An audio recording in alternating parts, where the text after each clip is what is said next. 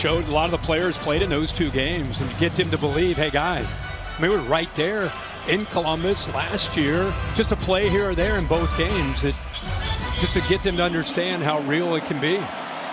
Ryan Day's team trailed in the regular season 8 times, but in the CFP, they've been throwing the haymakers early and playing from the lead. So different position here.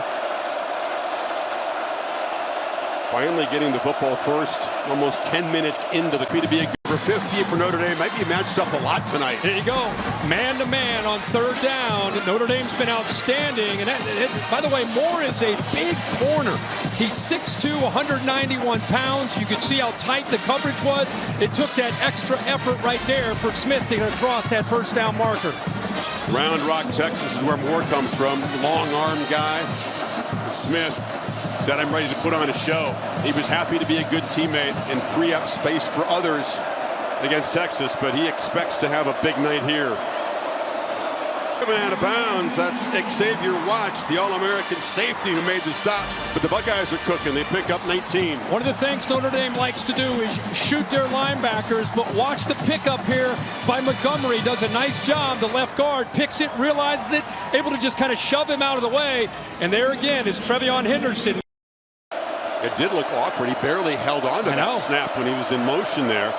So behind the sticks on second down, Howard has lots of space and flips it on the move, and that's Emeka Egbuka, who was brilliant against Texas, with the Longhorns all focused on Smith. This is the play that Chip Kelly loves, Ryan Day loves, levels concept. This is a second level. Watch how he works back to the football.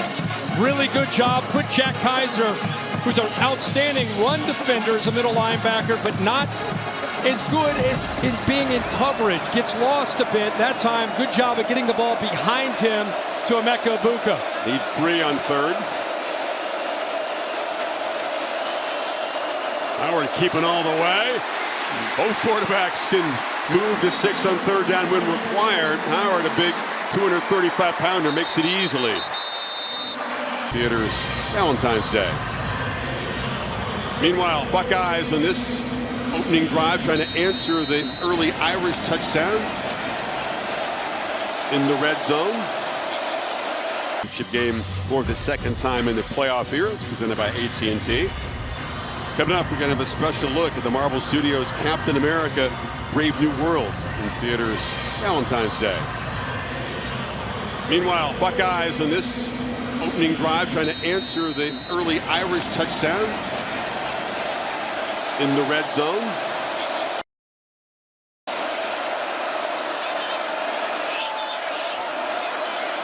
Two tight ends in the game.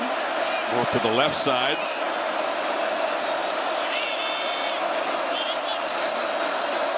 Judkins makes a cut.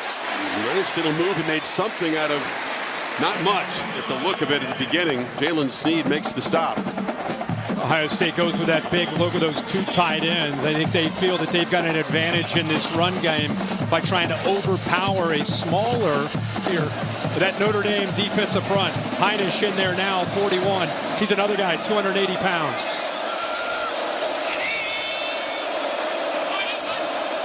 On 2nd and 5, play fake. Howard flips it. Smith's got it, and the freshman just waltzes in as the Buckeyes score to answer the Irish.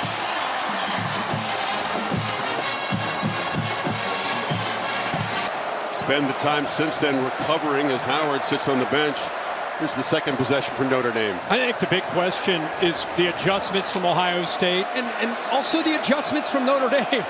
Riley Leonard's not going to carry it 9 times every series, right? So what adjustments, what answers can they find besides QB run?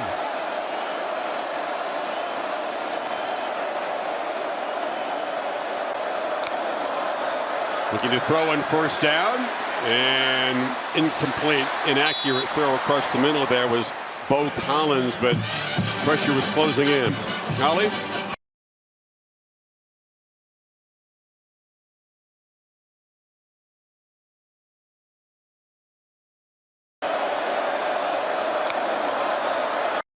Looking to throw on first down, and incomplete, inaccurate throw across the middle there was Bo Collins, but pressure was closing in.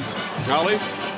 Well, guys, the Ohio State defensive front was upset after what they allowed on that first long drive. Larry Johnson, their great defensive line coach, was ripping them. Get back to what we planned. Get back to what we know. After that, Jack Sawyer came out, met the offense as they ran off the field, and he's like, guys, we've got you now. They're trying to get it together. Yeah, very few teams have successfully challenged the defensive front the way the Irish did in that first possession.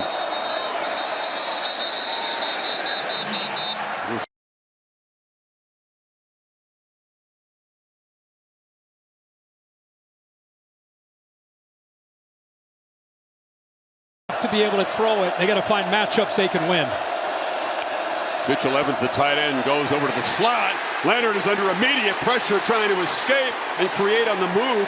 Complete on the sidelines. A flag is down. Collins made the catch, but it's back in the area. Tight ends, you find matchups. The backs, we saw what Anais Williams did against Penn State in the second half. So they want to run the ball, but obviously they're going to have to be able to throw it. They got to find matchups they can win. Mitchell Evans, the tight end, goes over to the slot. Leonard is under immediate pressure trying to escape and create on the move. For the Irish this time, it's going to be 3rd and 23. Tuimolo out there, really good job. What a physical battle with he and Juggy saw on the Notre Dame offensive left side. Boy, he just stoned him, pushed him back into the backfield. Notre Dame trying to run a counter play. There's nowhere to pull around. Anais Williams is the back in this 3rd and forever. Buckeyes drop 8 in coverage and still get pressure. Stoned him, pushed him back into the backfield. Notre Dame trying to run a counter play. There's nowhere to pull around.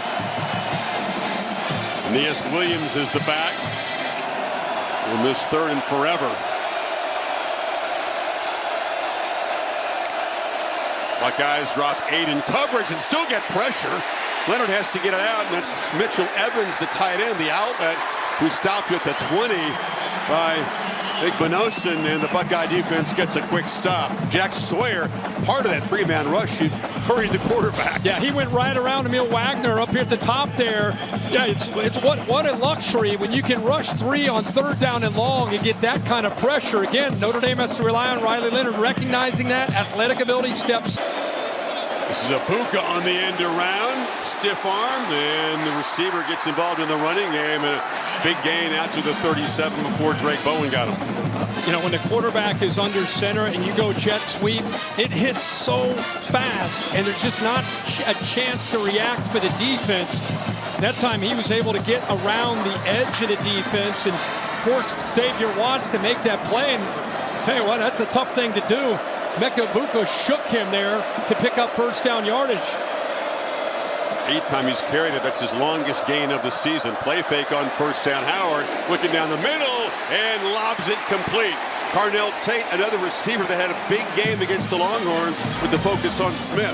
Again, it's man-to-man coverage. You got to be able to win. You got to be able to separate. Tate right there uses a little bit of a pick at the line of scrimmage, stacked up to be able to pull away from Gray. Right there, got behind Emeka Egbuka. Tough for the corner. Gray to stay with him. Another example of man-to-man coverage, and the Buckeyes having a man beater.